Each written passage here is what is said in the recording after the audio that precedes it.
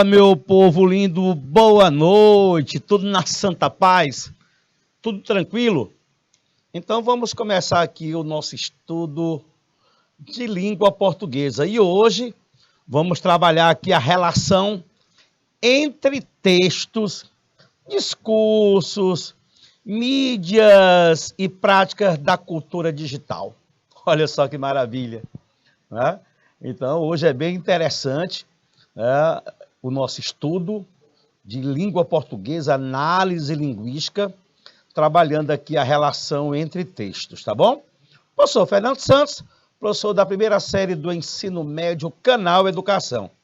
Então vamos juntos aqui, já estou começando a fazer o estudo sobre a relação entre textos, tá?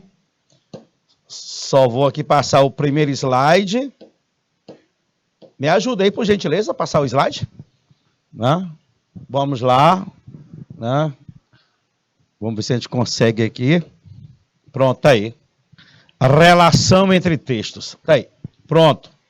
De maneira geral, a intertextualidade é a relação entre textos.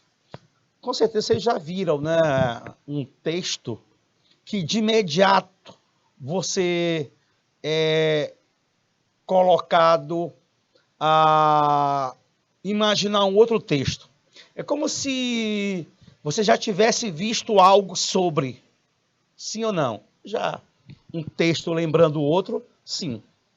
Quando há essa situação de um texto lembrar outro, tem-se aí a intertextualidade. E acontece não só na linguagem escrita, mas acontece também na linguagem não verbal, a relação entre textos. Vamos já ver, tá? O que é o texto em si? Nada mais do que o produto final de toda e qualquer enunciação, feita em qualquer linguagem. Por meio de um gráfico, de um cartoon, de uma pintura, de uma escultura. Se você tem um produto final, né, de uma enunciação, produzindo sentido, tem-se aí um texto. Aí o texto ele pode ser verbal? Pode ser também um texto não verbal, sim. Mas o que seria um texto não verbal? Um quadro, por exemplo. Um quadro é um texto não verbal. Um sinal de trânsito é um texto não verbal. É possível você ter um texto não verbal. E o que é o texto verbal? Bem, vamos lá. O texto verbal é aquela unidade linguística concreta percebida pela audição, lá na fala, ou pela visão,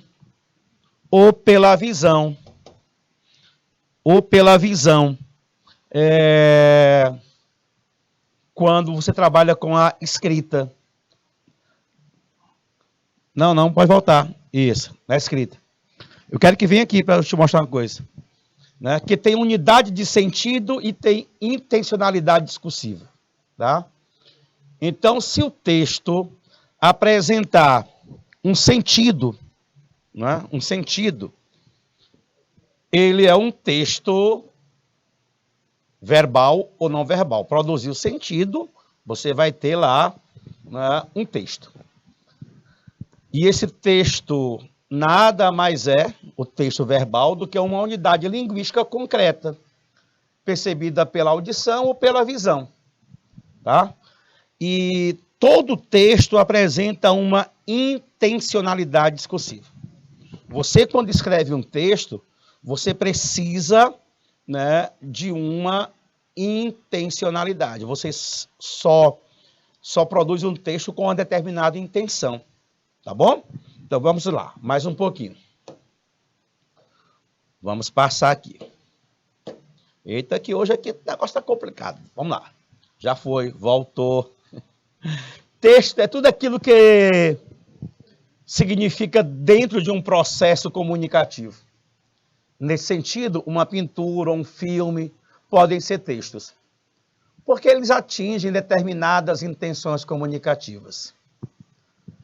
A intertextualidade acontece quando um determinado texto faz referência a outro texto, ou a uma situação ou acontecimento pré-existente. Tá bom?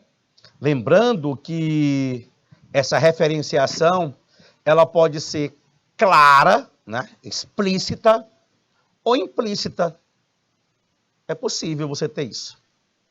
E quando ela vem de forma implícita, né, ela vem subentendida lá nas entrelinhas. Tudo bem? Vamos lá, vamos andando mais um pouquinho aqui. Olha aí, a intertextualidade explícita. Vejamos aí. Ela é clara e é fácil de ser identificada pelo leitor. Estabelece uma relação direta com o texto original, aquele em que o autor se inspirou para fazer referência. Vocês já ouviram aqueles versos do Gonçalves Dias, né? Sim ou não? Já. Lembram? Minha terra tem palmeiras onde canto sabiá. Não permita, Deus, que eu morra sem que eu volte para lá. Um dia eu vi um texto assim. Minha terra tem Corinthians. Aí o outro rapazinho lá do texto disse assim, não é Corinthians não, é Palmeiras. Ele disse assim, cada um tem o time que quer. Então aí é uma intertextualidade, turma. Né? Aliás, é um dos textos mais comuns, né, que você reproduz a partir de um original, desse original. Vamos lá, o que é que nós temos mais aqui? O leitor não precisa fazer tanto esforço para encontrar elementos do texto que é fonte, do texto que é original. Tá bom? Vamos lá. Não exige algum tipo de conhecimento prévio do conteúdo, porque quando houver um conhecimento prévio, um conhecimento de mundo, aí você vai estar trabalhando com a intertextualidade de forma implícita, tá bom? Aí ele é mais complicado para você compreender, porque você precisa de conhecimento de mundo. Olha aqui esse texto, olha. O chuchurex, de tão distante para a hortifruti. Olha o nome, chuchurec. Essa campanha publicitária da Hortifruti dialoga com quem? Né? Com aquele filme do... Volta lá, hein? Com aquele filme do Shrek, né? O formato e a cor do chuchu, aliado à roupa do personagem do filme, é uma clara relação intertextual. Na hora que você visualiza esse texto aí, publicitário, de imediato você é conduzido para a personagem do filme Shrek. É ou não é? É claro que é. Tá bom? Interessante, não é não? Olha só. E a intertextualidade implícita, vamos lá. Ela pode ser mais difícil de ser identificada pelo leitor. A sua relação com o texto base é indireta, né? Ela não é tão clara assim. Não é fácil encontrar elementos do texto fonte, né, do texto original. E exige do leitor, olha aqui, um conhecimento prévio sobre o conteúdo. Vocês querem ver um exemplozinho? Olha aqui. Olha aí, ó. Meu bem, você me dá água na boca. Aí está aí, né, um pudim feito com leite moça. Mas aí, para você compreender, né, é necessário que você tenha um conhecimento prévio de uma música da Rita Lee. Meu bem, você me dá água na boca, tirando a fantasia, tirando a roupa, suado de prazer de tanta gente, né? E aí, né, esse texto aí publicitário, ele tem como texto base, como texto original, aquela música da Rita Lee, né? É um texto lembrando o outro. Isso é um intertexto. Mas é necessário que você tenha um conhecimento de mundo aí. É necessário que você tenha um conhecimento, né, da letra da música da cantora Rita Lee. Ah, professor, eu nunca nem ouvi essa música aí, não. Eu gosto é de Wesley Safadão. Aí é outra história, meu amigo. Aí é outra história, né? Eu estou falando de conhecimento de mundo. Você tem que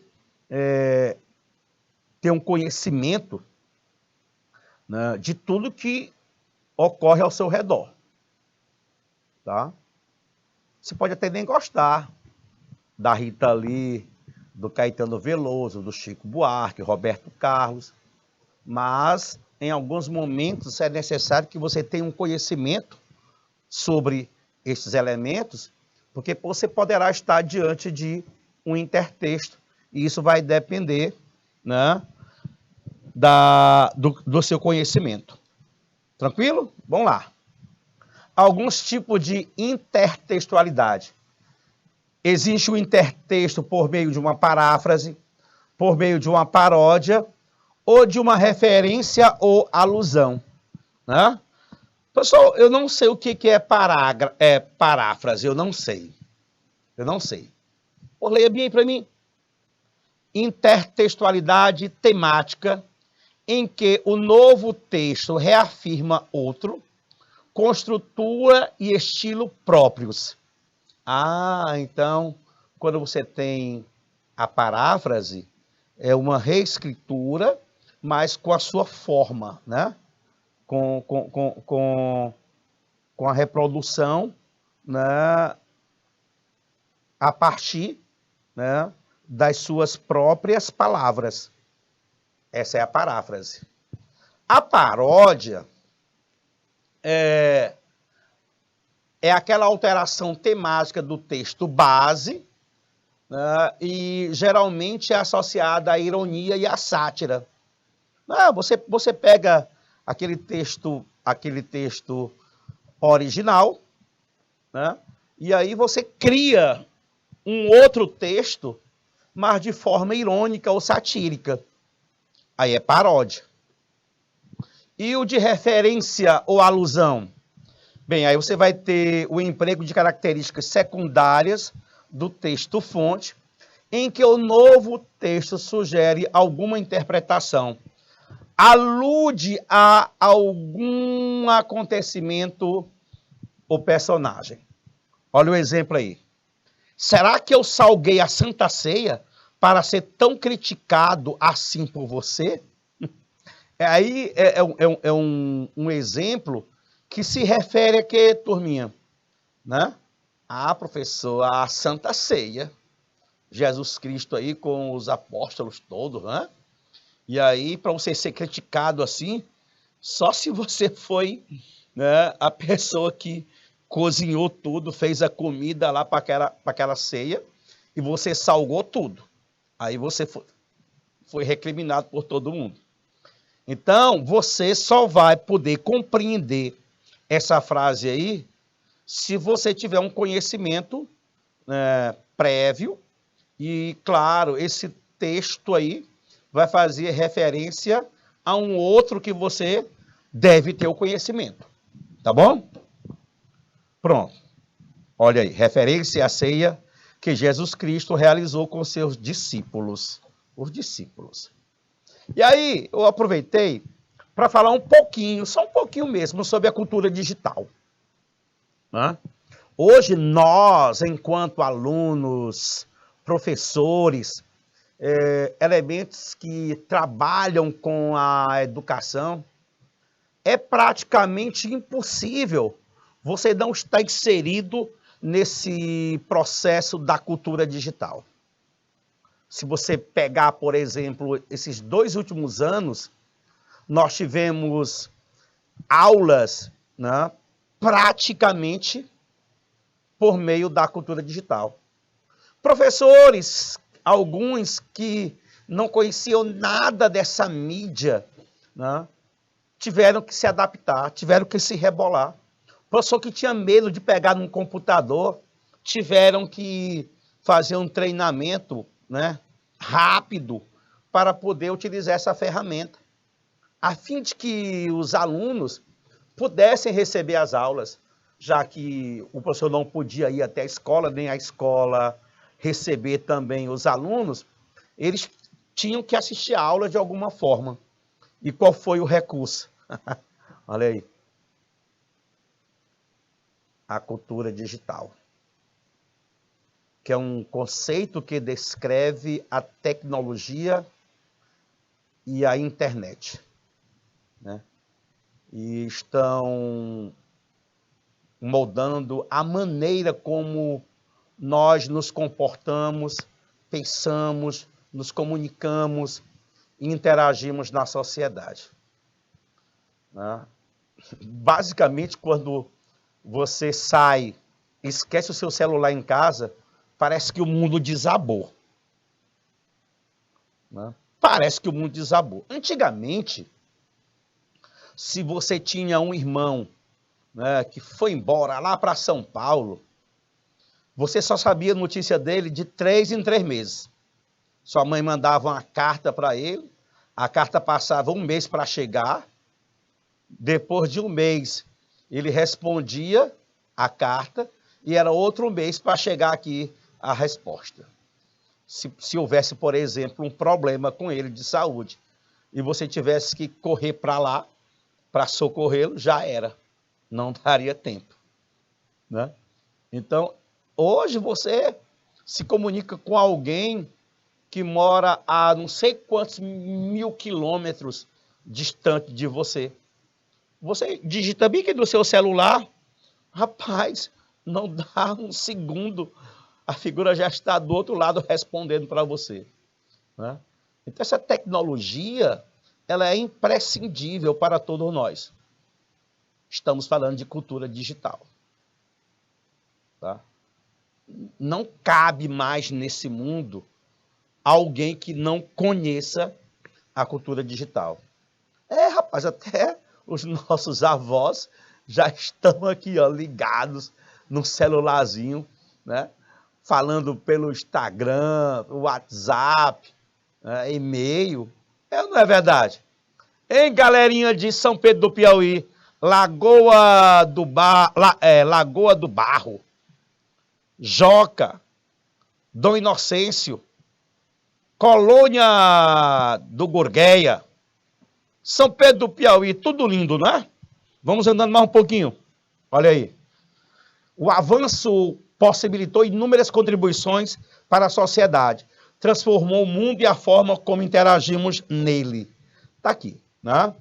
Hoje as tecnologias digitais são tão onipresentes que o estudo da cultura digital compreende todos os aspectos da vida cotidiana, por disserta sobre a relação entre humanos e tecnologia em âmbito pessoal, profissional, social, econômico, político e, claro, educacional.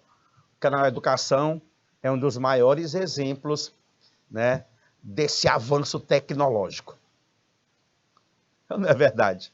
É verdade.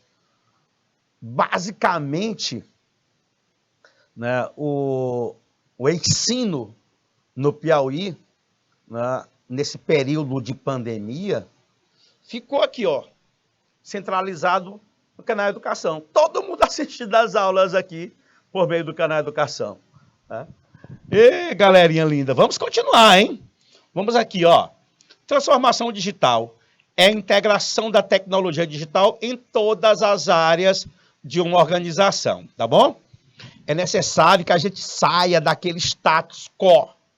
Professor, não sei nem o que é status quo. Olha aí, é uma expressão do latim que significa estado atual, aquela mesmice, né? O status quo está relacionado ao estado dos fatos, das situações e das coisas, independente do momento. Então você vai se adaptando, se readaptando e a transformação vai acontecendo, tá bom? E para que serve a cultura digital das escolas? Ah, meu filho, olha, absorver a cultura digital significa que uma escola passará a pensar digitalmente, né? Digitalmente. É raro você, por exemplo, ir a uma biblioteca e pegar um dicionário para procurar o significado de uma palavra.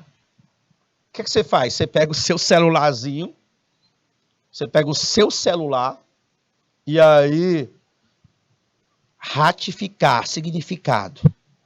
Aí está lá dizendo, ratificar significa confirmar. Verbo de primeira conjugação. Diz tudo para você.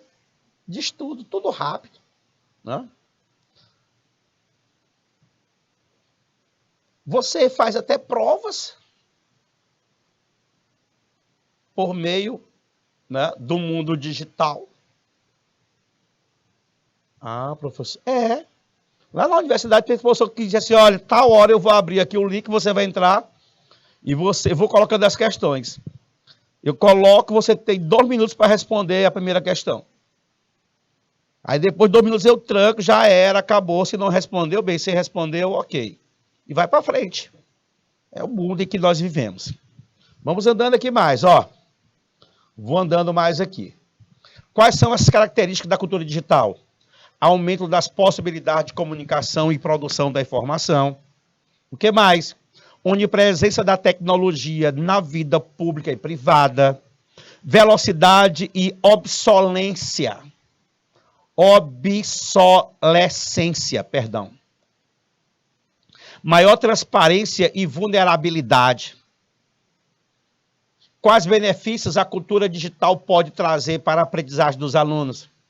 Meu filho, olha, a cultura digital ela promove uma inovação real na aprendizagem, ao passo que, além de transformar a rotina da sala de aula, modifica de forma significativa a postura dos professores e alunos, oferecendo a eles novos papéis no processo de ensino-aprendizagem. É aquilo que eu acabei de falar para vocês. Vamos lá, vou andar mais rápido aqui porque eu já quero fazer questões, né? Ensino descentralizado, estudo em rede, aprendizado personalizado. E aí, vamos fazer questões, tá bom? Nós vamos fazer muitas questões envolvendo a relação entre textos, tá? A relação entre textos. Beleza? Agora eu queria a participação de vocês, tá? Eu queria a participação dos alunos de Lagoa do Barro, São Pedro do Piauí, Dom Inocêncio, a galerinha que está, né, a assistir aqui em Teresina, todo mundo participando. Vamos lá, James. Vamos lá, doutor James. Valendo? Olha a primeira questão aqui. Eu tenho 2 textos aí. E os 2 textos, eles falam sobre o mesmo assunto. Né? A relação entre eles aí. Né? O primeiro tem como conteúdo telenovelas. O segundo também. Telenovelas empobrecem o país. Aí é o título do texto. Vamos ver o que é que esse texto 1 diz pra gente. Parece que não há vida inteligente na telenovela brasileira. Olha, essa frase é cruel, viu? Parece que não há vida inteligente na telenovela brasileira. O que se assiste todos os dias, às 6, 7 ou 8 horas da noite, é algo muito pior. Eita, meu Deus. É algo muito pior do que os mais baratos filmes B americanos. Os diálogos são péssimos. As atuações sofríveis. 3 minutos em frente a qualquer novela são capazes de me deixar absolutamente entediado. Nada pode ser mais previsível. Muito bem. Qual é a temática aí? Telenovelas, né? Aí o texto 2 fala também sobre telenovelas, né? Novela é cultura. Muito bem. Veja, novela de televisão aliena. Aí a Maria, a Veja faz uma pergunta, não é? Novela de televisão aliena? Aí a Maria Aparecida vai responder: claro que não. Considerar a telenovela um produto cultural alienante é um tremendo preconceito da universidade. Quem acha que novela aliena está, na verdade, chamando o povo de débil mental. Bobagem imaginar que alguém é induzido a pensar que a vida é um mar de rosas só por causa de um enredo açucarado. A telenovela brasileira é um produto cultural de alta qualidade técnica e algumas delas são verdadeira obra de arte. Espera aí. Os dois textos falam de telenovelas, mas o primeiro arrebenta, não é, turma? Diz que as telenovelas, né, o que se assiste todos os dias, às 7, 6, 8 horas da noite, é algo muito pior do que os mais baratos filmes B americanos. Enquanto que o texto 2 fala que algumas delas são uma verdadeira obra de arte. Então, os textos falam, né, sobre telenovelas, mas eles têm posicionamentos diferentes, né? Olha só, é muito comum você encontrar hoje em provas de concurso público ou a prova escolar mesmo, né, questões envolvendo 2, 3, 4 textos que versam sobre o mesmo conteúdo, mas apresentam posicionamentos diferentes. Às vezes, um complementa o outro. Às vezes, um complementa o outro. Eu não sei se vocês já viram em redação, aquele texto que tem um nomezinho que está me fugindo da memória, mas vamos lá. Um texto estímulo, digamos, né, que fala sobre um conteúdo X e você vai ser obrigado a fazer uma redação sobre aquele conteúdo X e você tem 2 textos que vão estimular, né? Vão falar sobre aquele conteúdo. E um texto compartilha a ideia do outro, às vezes tem posicionamentos diferentes. E aí, dependendo do que se quer na produção textual, faz-se a pergunta. Né? Já viram, já? Já. E aí, nós chamamos a isso aí de relação entre textos.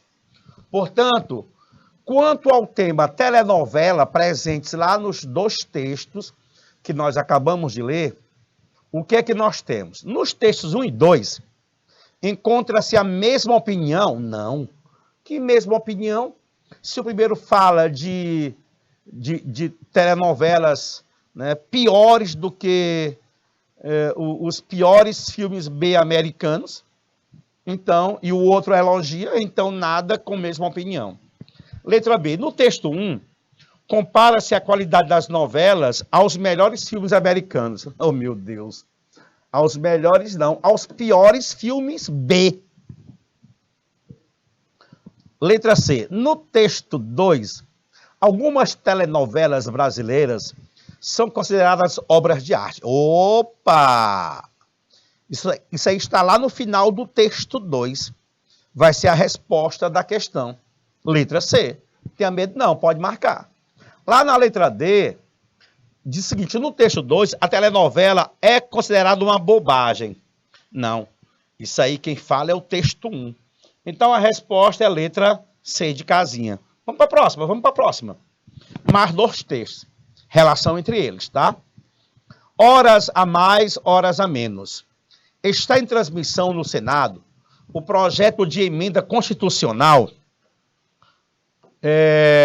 que propõe a redução da jornada de trabalho das atuais 44 para 40 horas semanais. Aí o texto 1 faz um posicionamento e o texto 2 também. Vamos ver aqui. A Central Única de Trabalhadores e a Força Sindical estimam a geração de 3 milhões de postos de trabalho a partir da alteração da legislação. Havendo essa alteração aí, da redução de jornada de trabalho, né, de 44 para 40, né, se estima aí a geração de 3 milhões de postos de trabalho a partir da alteração da legislação. Para o professor de Sociologia da Unicamp, Ricardo Antunes, o projeto ampliaria as oportunidades de quem ainda não conseguiu um emprego formal. Muito bem. Na visão dele, né? Do Ricardo Antunes. Mas vamos ver aqui a visão do professor José Pastori. O professor José Pastori disse ao portal G1 que a redução da jornada de trabalho pode acelerar a automatização das linhas de produção e provocar demissões. Peraí, quem tem razão? Porque o texto 1 diz que vai haver um aumento, né, uma geração de 3 milhões de postos de trabalho. Já o professor Pastori diz que pode provocar demissões. Ou seja, quem está com a razão? Aí o que é que a questão 2 pede? Em relação à redução da jornada de trabalho, os dois textos apresentam opiniões o quê? Complementares, contrárias, favoráveis ou semelhantes? Professor, aí está muito claro, né?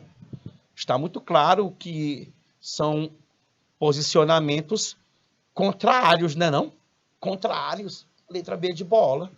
Vamos lá, vamos andando mais um pouco. De novo, professor, outro vamos lá. Gíria como contestação. Gíria como contestação. O jovem usa a gíria porque é um contestador. Esse é o texto que está dizendo. É uma maneira de se autoafirmar, de mostrar que pertence a um grupo, diz Dino Preti, professor de pós-graduação em letras da PUC e da USP. Para os adolescentes, diferenciar-se do mundo dos adultos, buscar uma intimidade própria, é um processo normal de crescimento. Nesse sentido, usar um jargão indecifrável para os mais velhos teria a mesma função. Por exemplo, que transformar seu quarto em um reduto bagunçado e impenetrável para os pais. Como tem um mundo com características próprias, os adolescentes usam roupas diferenciadas e frequentam determinados lugares. Olha aí. A gíria para esses adolescentes aí é uma forma de contestar. Aqueles pichadores dizem também, sabe o quê? Que uma forma que eles têm de se tornarem vistos é fazer, né, aquelas pichações. E para você ser famoso como pichador, você tem que fazer uma pichação no lugar mais complicado, né? Quando você faz uma pichação lá no alto de um prédio, meu amigo, é porque você é o bom. É uma forma de você, né, dizer assim, olha, eu estou aqui, eu existo, olhe para mim, né? Bem, gírias de ontem e de hoje já para o texto 2. De ontem, né? De ontem, bacana, bicho, broto, caretice, mora, papo firme, plá, tremendo. Alguém lembra aí o que é? Essa garota é papo firme. É papo firme, década de 70, hein? Eita, jovem guarda. Papo firme é um elemento que não dá mancada, né? Não dá mancada. Broto é uma garota, é uma jovem. Rapaz, meu broto vai sair comigo hoje à noite, hein? Meu amigo, meu broto. Bacana. Rapaz, aí o bacana aí, chegando, é uma pessoa rica, prática, se veste bem, né? Tremendo. Rapaz, bicho, eu tô com medo tremendo. Eita, turma, tremendo. Muito, muito, muito, muito, muito, muito, muito bom. Bem, as gírias de hoje são assim, ó. Fulano de tal tá atacado hoje, tá nervoso. Rapaz, eu vou azarar aquela menina, ó. Paquerar. Eu vou pra balada, pra festa. Cara, é uma forma de tratamento, né? Dar para trás é desistir. É massa demais, é 10, é da hora. É muito bom. Ficar, ei, eu vou ficar com aquela garota hoje, amanhã eu fico com a outra irmã dela, depois eu fico com a prima, aí eu vou ficando com a família todinha. Ficar é namorar sem compromisso.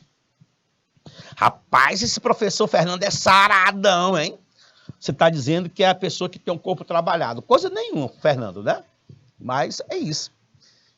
Dá para você perceber as gírias de ontem e as gírias de hoje? Amanhã nós teremos outras gírias também, né, que vão produzir o mesmo efeito. Vamos lá. Olha só. Comparando-se esses dois textos, constata-se que os adolescentes de ontem e de hoje, eles criam expressões próprias. Eles se fazem entender por todos. Sabem gírias de todas as épocas ou usam o mesmo vocabulário? Estamos fazendo a relação entre textos. E aí? Qual é a resposta aí, São Pedro do Piauí? Hein? Diga lá. Galerinha linda de São Pedro, hein? Você marcaria que letra aí, São Pedro?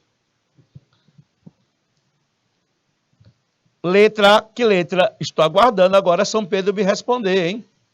Vamos lá, Lagoa do Barro, São Pedro do Piauí, Dom Inocêncio. Letra A, não é? Ah, criam expressões próprias, também acho que é a letra A. Perfeito. Muito bem. Olha aí, galera aí antenada, rapaz, respondendo tudo. Vamos lá. Vamos fazer a próxima, hein? Vírus da moda. Texto 1, texto 2. Vírus da moda. Adorei a matéria sobre os 10 vírus mais mortais. Não imaginava que o Aedes aegypti, transmissor do vírus da dengue, transmitia também a febre amarela. Meu amigo, febre amarela, dengue, chikungunya. Meu amigo, quem foi picado por esse mosquito aí da dengue? Rapaz, tem gente que está acamado há 3 meses. Pessoas que não conseguem nem se levantar. Eu estou com um dedo aqui, meu amigo, que está torto. Né? Tá aqui, o bicho está torto. Está para baixo aqui, a ponta dele. Tudo por conta desse Aedes aegypti. Muito bem. Tudo de bom é o segundo texto. Fiquei impressionado com a revista desse mês. Os textos estavam fáceis de ler e os temas bem selecionados. No tema 10 vírus mais mortais, sim, o que é que tem ele? A ME poderia ter se aprofundado mais e explicado melhor. Os crimes sem solução também estavam ótimos. Ah, rapaz, espera aí. A primeira pessoa disse que adorou a matéria sobre os 10 vírus mais mortais. E a outra pessoa, lá no texto 2, o Lucas Farias, disse que a ME poderia ter se aprofundado mais e explicado melhor. Né? Há uma crítica no segundo texto, no primeiro não. Estão percebendo essa relação entre textos? Estão percebendo aí que é necessário você ter um conhecimento da área digital também? Quando você vai à busca de textos na internet, aí você precisa saber mexer no computador, saber mexer no seu celular, né? Olha, há pessoas que nunca mais pisaram numa agência bancária. porque resolvem tudo por um aplicativo. Não é? E daqui a uns anos não vai haver mais agência bancária, não. Pode esperar. Não vai, não. Já tem um número bem reduzido, né? Antigamente era banco para todo canto. Hoje você tem uma seleção de 3, 4 bancos e só. Então vamos lá.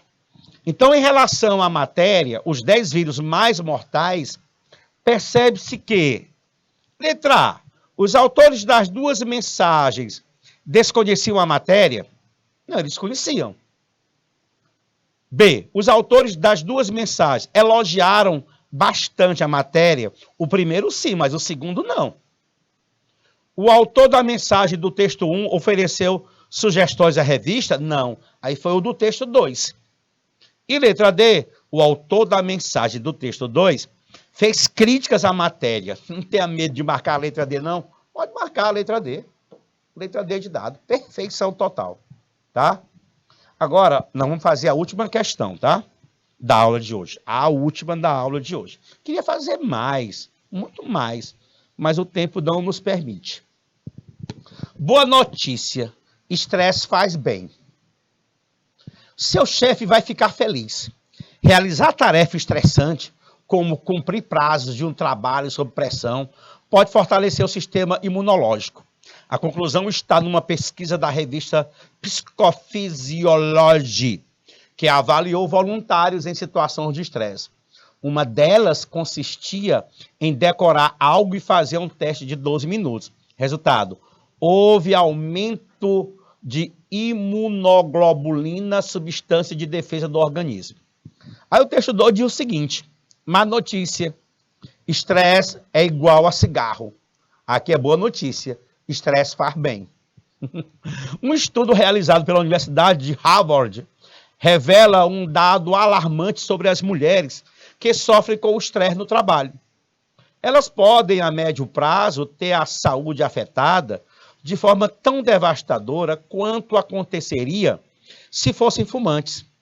Os pesquisadores acompanharam mais de 21 mil profissionais por um período de 4 anos. Muito bem, vamos lá. Esses textos defendem opiniões distintas em relação ao mesmo tema. Eles defendem que o estresse atrapalha o trabalho e ajuda o trabalho, defende o organismo e facilita o trabalho, dificulta a memorização e afeta o trabalho, ou faz bem à saúde e prejudica a saúde? Qual é a resposta que você me dá aí? Vamos lá. Você vai me dando a resposta e a gente vai fechando o horário. Estou aguardando meio minuto a resposta de vocês. Aí tá fácil de você responder com tranquilidade, hein? Você marcaria que letras, São Pedro do Piauí? Colônia do Gurgueia, hein? Lagoa do Barro, Dom Inocêncio. Resposta para a questão. Olha aí, galerinha. Defende o organismo e facilita o trabalho? Ou faz bem à saúde e prejudica a saúde? Defende o organismo? Houve aumento de imunoglobina, substância de defesa do organismo, certo. O outro, letra B, e facilita o trabalho, né? Ter a saúde afeta de forma tão desesperadora quanto aconteceria se fossem fumantes. Os vereadores acompanharam mais, estudante Elizabeth Bertal, um dado alarmante sobre as mulheres que sofrem com o estresse de trabalho. Elas podem, a médio prazo, ter a saúde afetada de forma tão devastadora quanto aconteceria. É isso aí. Aqui está a letra B, mas a resposta não é a letra B, viu, turma? A resposta aqui é a letra D de dado. Faz bem à saúde, porque, ó, estresse faz bem. E aqui, ó, é igual a cigarro. Então não pode ser a letra B. Resposta é a letra D de dado. Beleza? Um forte abraço e até a próxima. Fui!